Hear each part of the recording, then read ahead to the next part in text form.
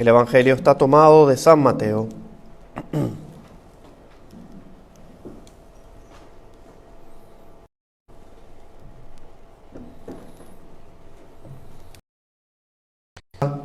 No solo de pan vive el hombre, sino de toda palabra que sale de la boca de Dios. Entonces lo transportó el diablo a la santa ciudad y lo puso sobre el pináculo del templo y le dijo: si eres hijo de Dios, échate de aquí abajo, porque escrito está que mandó a sus ángeles cerca de ti y te tomarán en sus manos para que no tropiece tu pie contra alguna piedra. Entonces Jesús le dijo: también está escrito, no tentarás al Señor tu Dios. De nuevo lo subió el diablo a un monte muy alto y le mostró todos los reinos del mundo y la gloria de ellos, y le dijo: todo esto te daré si prosternándote me adoras. Le dijo entonces Jesús: vete de aquí, Satanás, porque escrito está, al Señor tu Dios adorarás y a Él solo servirás. Entonces lo dejó el diablo, y aquí que los ángeles se acercaron y lo servían. Pueden tomar. Queridísimos fieles, si bien hay una diferencia abismal, un abismo que separa entre un alma en gracia y una que no, sin embargo, en cuanto a la razón de su vida en la tierra, no tienen diferencia.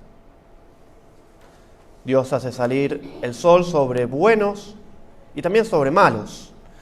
De la misma forma, no hay diferencia entre las tentaciones que va a sufrir en sí mismo un hombre en estado de gracia que uno que no. Es más, aquel que procura la gracia de Dios aún va a ser más tentado. Más tentado. Cuanto más interés tenemos en seguir el camino de la virtud, todavía más o mayor es el interés del demonio en atacarnos y desviarnos del camino, y más llevarnos bajo su bandera. Veamos entonces en este domingo, con este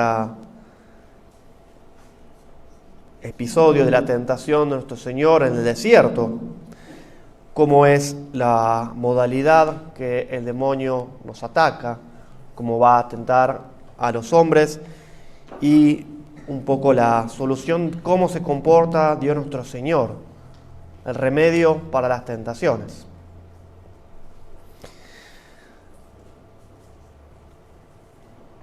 Primero, entonces, como el demonio, siendo un ángel caído, tiene este oficio que Dios lo toma para que sea él el instrumento de santificación de las almas y muchas veces también castigo de los malos. Y este enemigo es un estratega consumado, tanto por la ciencia angélica, que no la pierde por la caída, por la pérdida de la gracia, sino más bien, como dice este dicho popular, más sabe el diablo por viejo que por diablo. Esta experiencia de haber visto cómo le iban resultando las tentaciones, cómo las trampas que ponía le iban siendo exitosas, y cómo los hombres no somos distintos desde Adán hasta hoy. Somos todos hijos de Adán. Y va a tener de alguna forma, astucia para poder entender bien cómo es lo más oportuno para poder tentar al hombre. Por eso lo va a hacer de una forma por pasos, con gradualidad. El demonio no va muchas veces a empezar por las cosas que más le van a dar el fruto en sí mismo de quedar el alma, sino que a veces en principio va a empezar mal disponiéndolas, mal dejándolas para poder alcanzar la gracia o pedir la gracia en la tentación.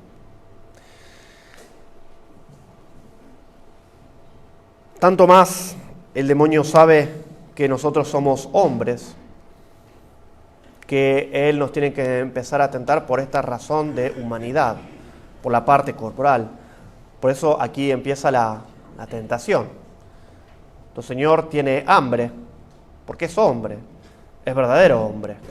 40 días sin comer y la naturaleza va a llamar al sustento del cuerpo. Y luego pasando de las cosas corporales, porque muchas veces, fíjense que incluso en el orden natural nos privamos de cosas corporales, de una comida, porque el médico nos manda a hacer una dieta que no queremos.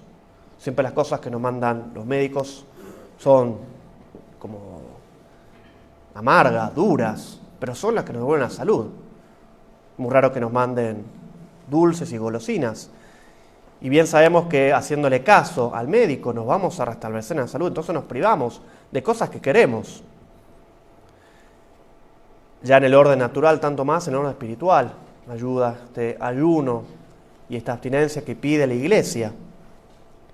Pero va a saltar y luego va a querer provocar, ya no la parte corporal, sino las potencias superiores, saltando de lo que es corporal a la inteligencia y sobre todo atrayendo la voluntad, despertando entonces la vanidad por una gloria sin sentido, una excelencia propia, haciendo que se vean, como el demonio después va a mover a nuestro Señor a que haga un milagro.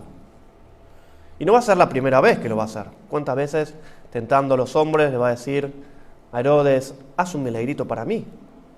¿Acaso no tienes nada para mostrarme? Para mostrar este poder y ostentar este poder. Además de esta gradualidad que va a seguir por pasos para que no se descubra su engaño, porque es muy astuto, va a también ver la razón de esta víctima, de esta presa que va a cazar. Y San Pedro lo describe al demonio como si fuese un león, que está como acechando, dando vueltas de la presa. La ve la presa en el medio, pero le empieza a dar vueltas. No le salta encima, le va a dar vueltas, como un león merodeando, a ver a quién puede devorar. Al que sea más fácil, a ese se va a lanzar. Y va a ver el demonio las distintas épocas, porque no es lo mismo tentar a un joven que tentar a un adulto o a un anciano. Fíjense que también el demonio va a aprovechar y sabiendo y bien conociendo estas debilidades propias de la naturaleza, que en la juventud o mocedad están los sentidos como más despiertos, más latentes. Por eso es bien propio de los jóvenes el uso de las tecnologías, de los celulares, que los grandes de un poco les da envidia. Nacen con un teléfono, una pantalla que lo resuelven como si nada, porque están más en el orden de los sentidos. Y más por eso los atrapa el demonio, por el orden de sentidos. En la edad ya madura, ya no va a funcionar esta tentación tanto de los sentidos, sino que va a haber más propia de la vanidad, que ha alcanzado uno un grado de madurez, de perfección natural, y es el deseo de ser reconocido como tal.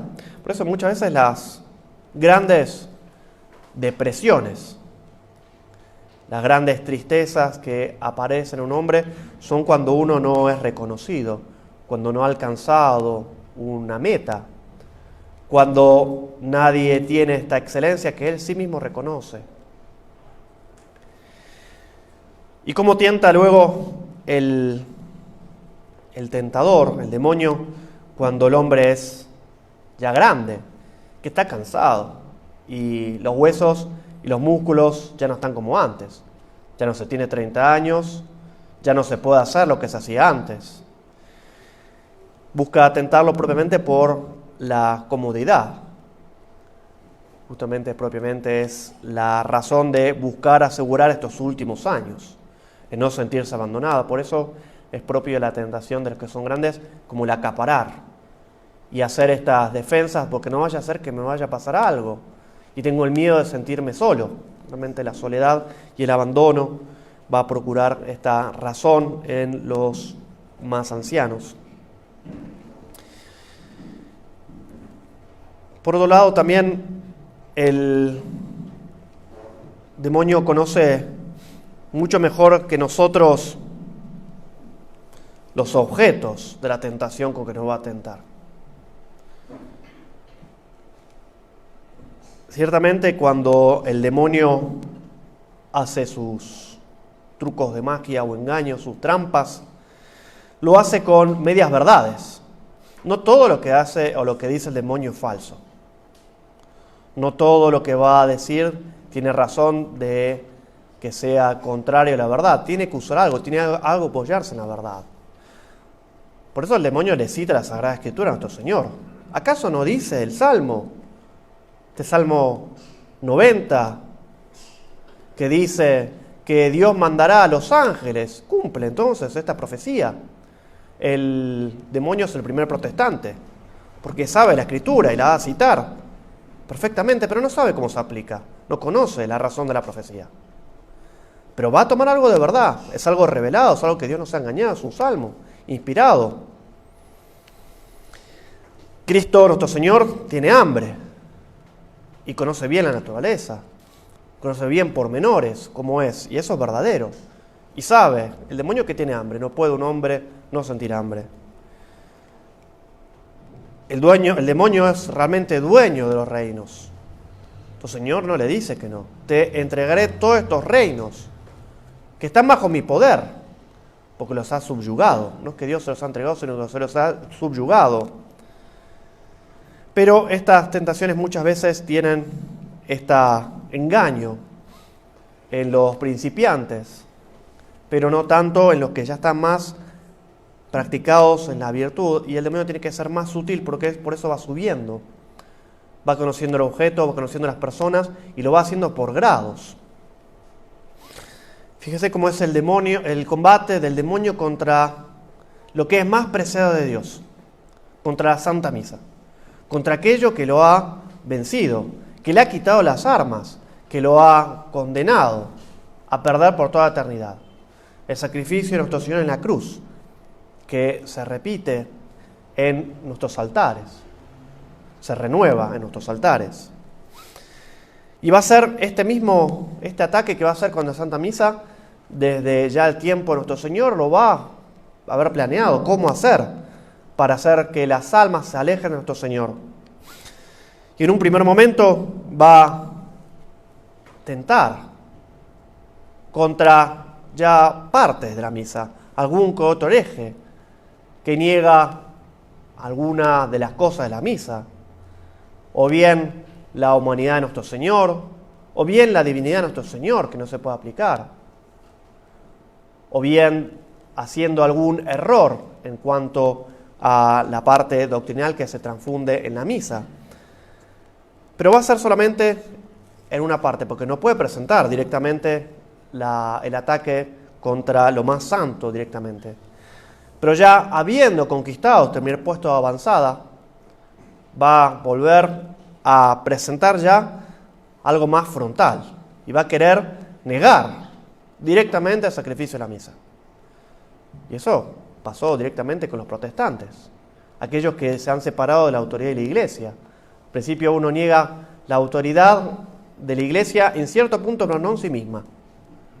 Luego sí va a ser un rechazo total de la Iglesia fuera, y un trato personal con Dios. Es Dios que da la gracia, no hace falta ningún instrumento. Ya Dios murió por todos los hombres, no hace falta la misa. Entonces una negación explícita de la misa. Pero va a ir mucho más lejos. Uno puede pensar, ¿cómo puede ir más lejos? Ya negando lo principal, lo esencial, que es el santo sacrificio de la misa. Como dijimos, es tan astuto, es un ángel caído. Y va a hacer este último engaño, esta última trampa, en la cual va a poner todo su poderío para engañar a las almas, que es negando explícitamente el santo sacrificio de la misa, lo va a querer aparecer como si no lo estuviese negando, como si estuviese todo bien. Y eso es la misa nueva. Esta es la misa nueva. la negación del santo sacrificio de la misa, que uno podría decir, pero no se niega específicamente, pero lleva a eso. Nacida del protestantismo, de la herejía, y que conduce a la herejía. Veamos los remedios, entonces, cómo Dios nuestro Señor nos va a dar estos dos remedios que son propiamente de las tentaciones. En primer lugar, nuestro Señor, veamos cómo se comporta después de 40 días de ayuno. Ahí es el momento que se aparece el demonio. No se va a aparecer el demonio ahora cuando salgamos de la misa. No se va a aparecer explícitamente después de que salgamos del confesionario. Va a esperar un poquito. El alma está como muy vigorizada. Y va a esperar que se distraiga, va a pensar que empiece a caer. Quizás a mitad de semana. Quizás cuando empecemos a relajar culpablemente, se vaya a aparecer. 40 días esperó cuando tuvo hambre nuestro Señor y ahí se le apareció. Por eso no tenemos nosotros que no podemos y no es lícito al hombre exponerse a la tentación. Exponerse voluntariamente a la tentación es justamente pedir a Dios que nos haga un milagro. Que va a aparecer la tentación, ciertamente nos va el demonio a tentar cuando nos vea más débiles, pero nosotros no tenemos por qué cooperar a esta tentación que nos va a hacer. Más santo ciertamente que nosotros era David, que compuso salmos, que era ungido por Dios, y sin embargo por indiscreto pecó. Y luego arrepintiéndose, Dios le devolvió la gracia. Y mucho más santo y más sabio, probablemente que nosotros era Salomón, y el final de su vida no fue bueno. Y más fuerte que nosotros fue Sansón. La primera razón entonces es que no hay que contemporizar con el demonio, con el tentador. No hay que darle razones de exponernos nosotros a la tentación y mucho menos tratar de justificarse. Hay tentaciones justamente que Dios nuestro Señor pide la huida, no pide el combate. Sobre todo las tentaciones que son contra la fe y contra la castidad. Estas dos tipos de tentaciones pide Dios que no empecemos a debatir con el tentador. Por esto es que pecó Eva. Cuando el demonio la tienta, empieza diciéndole una mitad de verdad y una mitad de mentira. ¿Acaso os prohibió Dios que comáis de todos los árboles del paraíso? No le había prohibido Dios de otros árboles, sino de uno. No, de uno. Ya entró en el diálogo.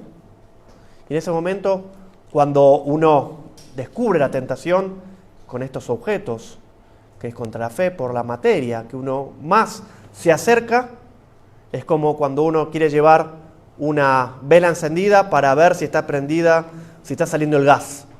Vamos a ver si está saliendo el gas, voy a ver con una vela prendida. Más se acerca, más peligroso es, va a terminar como el coyote en el correcaminos explotando todo. Tanto más nos acercamos a estos objetos, tanto más son peligrosos. Por eso el combate en este momento es la huida. Y pide Dios la huida. Pero llega un momento que nuestro Señor nos va a pedir específicamente la lucha. Nos va a pedir el combate. Que refrenemos justamente aquellas cosas que van contrarias a la naturaleza para practicar la virtud. Por eso en las últimas, ya las tentaciones que nuestro Señor rechaza contra la fe, le va a oponer justamente no solamente esta huida de las tentaciones, sino que le va a oponer combate. Fíjense que en la primera tentación, cuando lo tienta con la comida, con la gula, se pone firme nuestro Señor. No solo de pan vive el hombre. Cuando son los objetos que la naturaleza necesita atacar y no retraerse, es que nuestro Señor pide y nos va a dar la gracia de poder combatirlas. La tentación de la pereza, muchas veces que uno no logra, dice, yo no puedo vencer la tentación. No logro practicar la virtud. Más pide Dios que más nos acerquemos al objeto, no que lo huyamos. Porque justamente eso es el efecto que el perezoso, no, bueno, hoy no lo hago mañana. Mañana me quedo con esto. Y siempre lo va retrasando. Claro, parece como el huevo y la gallina. Yo quiero vencer la pereza, tengo que hacerlo, pero no lo puedo hacer. Entonces eso es un constante ir y volver. Ahí sí, uno tiene más que meterse en el objeto. Y más considerar la razón del objeto. La razón de lo que va a hacer. No de la razón de la pereza, de lo que va a hacer. ¿Qué es lo que me genera esto? ¿Qué es lo que quiero hacer? ¿Qué es el efecto que quiero conseguir? ¿Cuál es el premio o el mérito que voy a conseguir?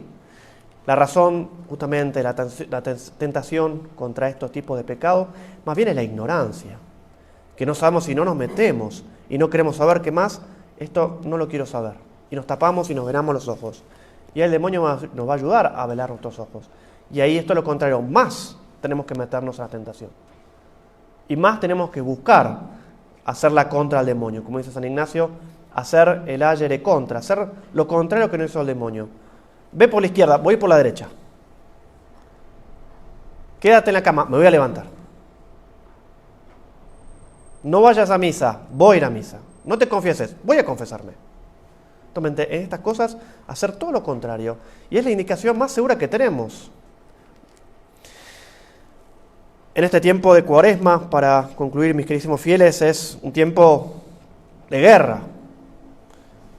No una guerra con misiles, no una guerra con armas de materiales, sino unas guerras espirituales. Porque lo dice San Pablo, nuestra guerra es contra potestades de los cielos. Son los tentadores que nos van a venir a tentar. Contra el demonio y también contra nosotros mismos, que muchas veces le servimos de instrumento al demonio y le abrimos las puertas. Por eso no es tiempo para desalentarse, no es tiempo para que lloremos nuestra poca virtud, no es tiempo para que nos pongamos mal por nuestra miseria, es tiempo de enfrentar nuestra miseria y al demonio. Este es el peligro que podemos tener de no acudir a nuestro Señor en el auxilio. Por eso Dios nuestro Señor nos da estas gracias en este tiempo de guerra, de practicar estas penitencias y alcanzar de Dios estas gracias para poder combatirlo. Pidamos entonces, queridísimos fieles, este auxilio a María Santísima, a Nuestra Señora, que ella nunca ha dejado de atender a sus hijos, aquellos que le han pedido la gracia contra el demonio. Porque ella tiene la gracia, ya predicha que su talón aplastará la cabeza al demonio. Pidámosle confiados, como le hizo San Bernardo en esta oración: acordaos, oh piadosísima Virgen María, que jamás se ha oído decir que ninguno que haya acudido a vuestra protección e implorado vuestra asistencia y reclamado vuestro socorro haya sido abandonado de vos. Que así sea. Ave María Purísima. En el nombre del Padre, del Hijo y del Espíritu Santo. Amén.